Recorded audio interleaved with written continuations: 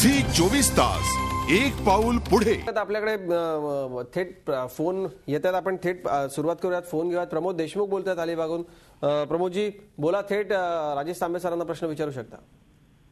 नमस्कार सर, मी प्रमोद देशमुख बोलतोय अलिबागहून। माझा प्रश्न असा आहे की माझ्या पोर्टफोलिओमध्ये मस्कॉन ग्लोबल, एव्हॉन कॉर्पोरेशन आणि सेंचुरी एक्सट्रुजन हे 3 शेअर आहेत। मस्कॉन ग्लोबल मी 4.5 रुपयांनी घेतलेलं आहे, एव्हॉन कॉर्पोरेशन 8 रुपयांनी घेतलेलं आहे आणि सेंचुरी एक्सट्रुजन 12 रुपयांनी घेतलेलं आहे। याचं काय भवितव्य आहे? 2 वर्ष मी होल्ड केलेले आहेत। विचारतो तिन्ही शेअरमध्ये यांनी हा जो लो प्राइसमध्ये घेतलेला आहे, थिंकिंग की या शेअर अगर हे 10 पटीने वाढले 80 रुपये झाला तर इनफॅक्ट ही मेक ज्याला म्हणतात किलिंग प्रॉफिट आहे, पण असं होत नाही।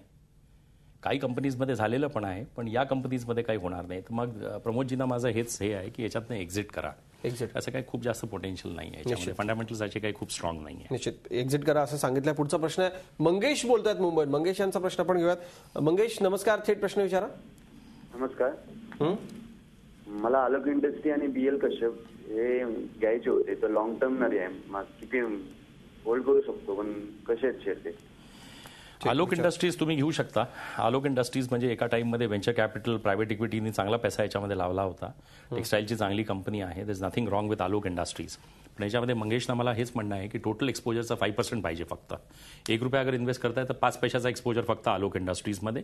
बीएल कश्यपला अवॉइड करा, निश्चित त्या कंपनीला अवॉइड करा। तांबे सर, खरं तर आपल्याला खूप सारे प्रश्न येतात, पण वेळ आपल्याकडे कमी आहे। तुम्ही स्टुडिओमध्ये आलात, खूप छान मार्गदर्शन केलं, खूप खूप धन्यवाद आपले। झी 24 तास एक पाऊल पुढे।